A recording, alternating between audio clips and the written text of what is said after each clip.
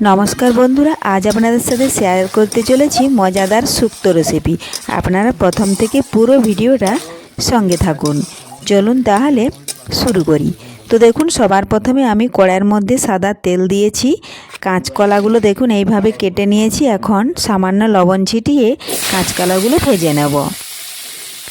আর এই দেখুন, রান্নাটা করছি কিন্তু একদম কাঠে মাটির উনুনে, কারণ এখন গ্যাস সঙ্গে সঙ্গে পাওয়া যাচ্ছে না। এই জন্যই কিন্তু এখন কাঠের উনুনে রান্না করতে বসেছি। আর গ্যাসে করছি না, কারণ গ্যাসে চা, দুধ গরম, টুকটাক ভাজাভুজি এগুলোই ঠিক আছে। এ দেখুন, গ্যাস যখন আবার স্বচ্ছ হয়ে যাবে তখন কিন্তু গ্যাসে রান্না হবে। এ দেখুন এখন। আর আমাদের কিন্তু মাটির উনুনে বা গ্যাসে সব রকমেতে অভ্যাস আছে, সেদিকে কোনো অসুবিধা হয় না। তো দেখুন বন্ধুরা, কাঁচকলাগুলো ভেজে নিয়েছি, তুলে নিচ্ছি। এখন আমি ওই তেলের মধ্যে দিয়ে দিচ্ছি, দেখুন সরু সরু করে উচ্ছে কেটে রেখেছি, লবণ হলুদ মাখিয়ে রেখেছিলাম। উচ্ছে অনেকটা নরম হয়ে আছে। এই দেখুন, আমি সামান্য ওপর থেকে আবার একটু তেল দিয়ে দিচ্ছি। আর শুক্তো খেতে কার না ভালো লাগে বলুন তো? শুক্তো খাওয়া কিন্তু শরীরের পক্ষে খুবই ভালো, আর সবাইয়েরই কিন্তু শুক্তো খেতে ভালো লাগে। এই দেখুন, উচ্ছেগুলো তেল দিয়েছিলাম, আবার উল্টে পাল্টে এইভাবে একটু নাড়াচাড়া করে দিচ্ছি। যেদিকে হয় না সেদিকটা এইভাবে উল্টে দিচ্ছি।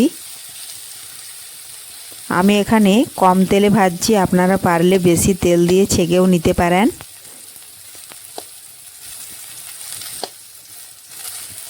তেল তো বেশি খাওয়া ভালো নয় শরীরের পক্ষে, এই জন্য যতটা কম তেলে করতে পারি সেটাই চেষ্টা করছি। তো এইভাবে যারা তেল খেতে পছন্দ করেন না একেবারে, তারা কিন্তু এই পদ্ধতিতেই রান্নাটি করে নেবেন। তো দেখুন বন্ধুরা, উল্টে নিচ্ছি এক এক করে।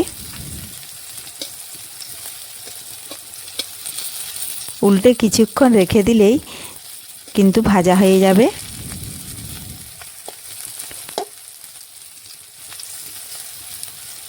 এই দেখুন, এইভাবে উল্টে পাল্টে একটু লাল লাল করে ভেজে নেব। দেখুন বন্ধুরা, হয়ে গেছে। তেলটা একটু ঝরিয়ে নিচ্ছি, দিয়ে তুলে নিচ্ছি।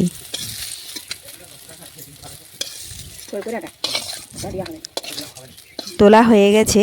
এখন ওই কড়াইয়ের মধ্যে আবারও কিছুটা পরিমাণে আমি সাদা তেল দিয়ে দিচ্ছি। তেল একটু ভালোভাবে গরম হয়ে গেলেই দিয়ে দেব 5 ফোড়ন, গোটা জিরে ও শুকনো লঙ্কা। দিয়ে দিলাম পেঁয়াজ কুচি। পেঁয়াজ একটু নাড়াচাড়া করে পেঁয়াজটা লাল লাল ভেজে নেব। ভাজা হয়ে গেলেই আমি কেটে রেখেছি সজনে ডাঁটা, বেগুন, গাজর, আলু, সেগুলো তেলের মধ্যে দিয়ে দেব। তার আগে দিয়ে দিলাম একটা ছোট্ট তেজপাতা।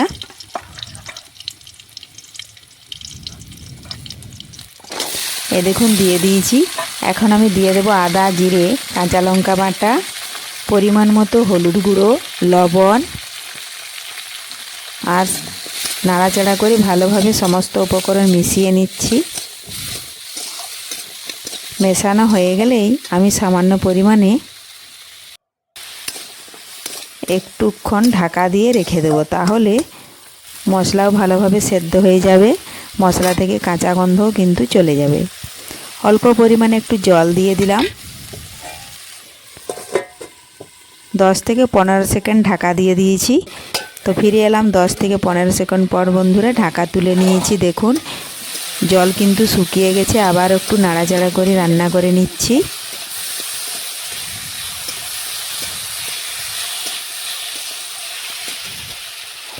দেখুন, কষানো হয়ে গেছে। এখন আমি পরিমাণ মতো জল দিয়ে দেব। তাতে সবজিগুলো যে পরিমাণে সেদ্ধ হতে বাকি আছে সেগুলোও ভালোভাবে সেদ্ধ হয়ে যাবে। আর ভেজে রাখা কাঁচকলাগুলোও দেখুন আমি দিয়ে দিলাম এর মধ্যে। আর উচ্ছেটা এখন দিচ্ছি না, ওটা কিন্তু ভালোভাবে ভাজা হয়ে গেছে, ওটা আমি পরে দেব। তো দেখুন, নাড়াচাড়া করে কাঁচকলা মিশিয়ে নিয়েছি। এখন আমি 1 গ্লাস জল দিয়ে দিচ্ছি। জল দিয়ে ভালোভাবে সবজিগুলো জলের সাথে এভাবে নাড়াচাড়া করে মিশিয়ে নিলাম। এখন আবারও বেশ কিছুক্ষণ আমি ঢাকা দিয়ে রেখে দেব।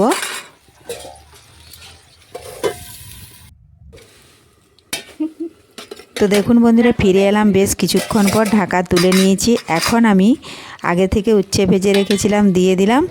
আর দিয়ে দেব আমি কিছুটা পোস্ত বেটে রেখেছি, ওই পোস্তটা এর মধ্যে দেখুন আমি দিয়ে দিচ্ছি কিছুটা। এখন নাড়াচাড়া করে মিশিয়ে আর একটুখানি ফুটিয়ে নিলেই তৈরি হয়ে গেল শুক্তো রেসিপি। তো আজকের এই রেসিপি বন্ধুদের কেমন লেগেছে অবশ্যই কমেন্ট করে জানাবেন। আর পুরো ভিডিওটা ভালো লাগলে লাইক শেয়ার সাবস্ক্রাইব করে আমার পাশে থাকবেন। ধন্যবাদ। দেখুন বন্ধুরা, আমি একটু ঢাকা দিয়েছিলাম, তো দেখুন ঢাকা দেওয়ার ফলে যেটুকু জল ছিল সেটাও কিন্তু শুকিয়ে গেছে। আর আমি বেশি জল রাখি না, আপনারা যদি এর থেকেও একটু বেশি জল রাখতে চান তাহলেও কোনো অসুবিধা নেই। আমি কিন্তু দেখুন একটু